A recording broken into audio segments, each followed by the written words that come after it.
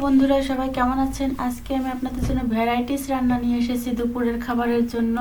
ভিডিওটি স্কিপ না করে সম্পূর্ণ দেখতে থাকুন আমার সাথে। আমি আজকে পার্শে মাছ দিয়ে সবজি এবং একটি ভাজি করেছি, পেঁয়াজের কলি।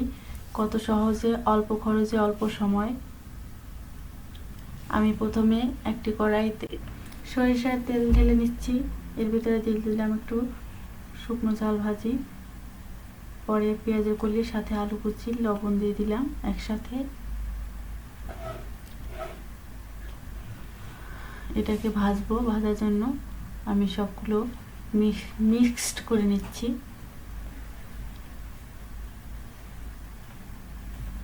একটু সিদ্ধ হয়ে আসছে, এর ভিতরে দিয়ে দিলাম হলুদের গুঁড়ো। বারবার নেড়ে চেড়ে দিতে হবে, না হলে এটা পুড়ে লেগে যায়। আবার ঢেকে দেব, বারবার করে তুলে নেব। এবং দেখুন কত অল্প সময়ে এবং কত সহজে রান্নাটা হচ্ছে। এগুলো তো আপনারা প্রায় করে খান, কিন্তু এভাবে দেখুন আমার এটা ভাজা হয়ে গেছে। আমি নামিয়ে নিলাম।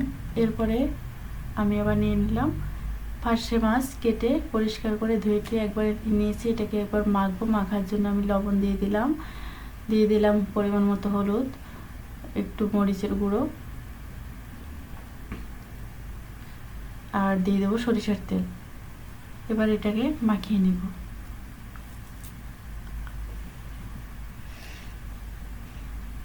সহজ রান্না, দেখুন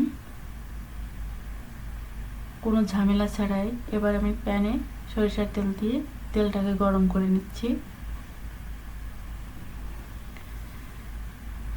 এবার এক এক করে মাছগুলোকে ভেজে নেব।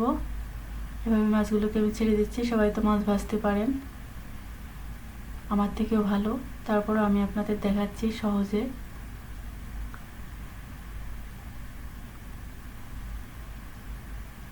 আমার মাছগুলো ভাজা হয়ে যাচ্ছে। এভাবে অল্প অল্প করে মাছগুলোকে ভেজে নেব, ভেঙে না যায়।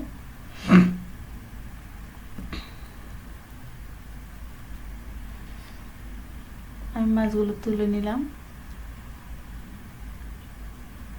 এরপরে আমি আবার ফোড়ন পুড়িয়ে নিলাম। এবার সবজি দিলাম। সবজিটা হলো আমার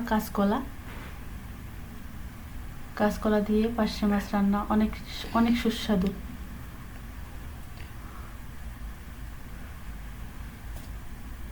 দিয়ে দিলাম তেজপাতা, কাঁচা লঙ্কা এবং লবণ। শুকনো ঝালের বদলে কাঁচা ঝাল দিলে কালারটা অন্যরকম আসলেও স্বাদটা কিন্তু অনেক বেড়ে যায়।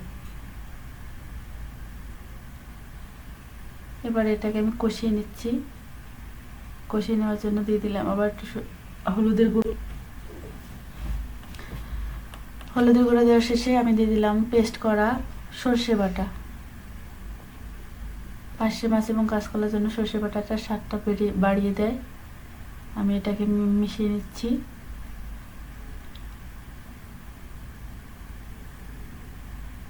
আমার এটা কষানো শেষ।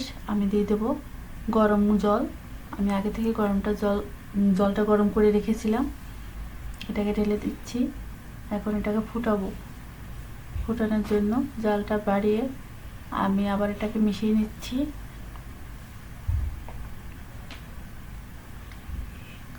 এবার ঢেকে দেব। বন্ধুরা, এরকম শর্টকাট ভিডিও কেমন লাগে প্লিজ কমেন্ট করে জানাবেন। অনেক সহজভাবে, ঘরোয়া, সবার জন্য, সব জায়গায় পারফেক্ট এই রান্নাটা। আমার রান্নাগুলো যদি আপনাদের ভালো লেগে থাকে অবশ্যই লাইক এবং কমেন্ট করে আমার সবাই জানাবেন। আমি মাছগুলোকে দিয়ে দিলাম। মাছগুলোকে দিয়ে আমি আবার ঢেকে দিচ্ছি। এভাবে বারবার করে দেখবো আমার সবজিটা কতটা সেদ্ধ হয়েছে। বেশি সময় লাগবে না, অল্প সময়ের ভিতরে দেখবেন আমার তরকারিটা রান্না হয়েছে। বন্ধুরা, আমার চ্যানেলটিকে সাবস্ক্রাইব করতে ভুলবেন না। সাবস্ক্রাইব করে পাশে থাকা বেল আইকনটি দিয়ে রাখবেন, অলে দিয়ে রাখবেন, যাতে সমস্ত ভিডিও আপনার কাছে সবার আগে পৌঁছে যায়। শর্টকাট ভিডিও আপনি দেখতে পারেন। আবার পরবর্তীতে দেখাবেন নতুন ভিডিওতে। ধন্যবাদ, সবাই ভালো থাকবেন।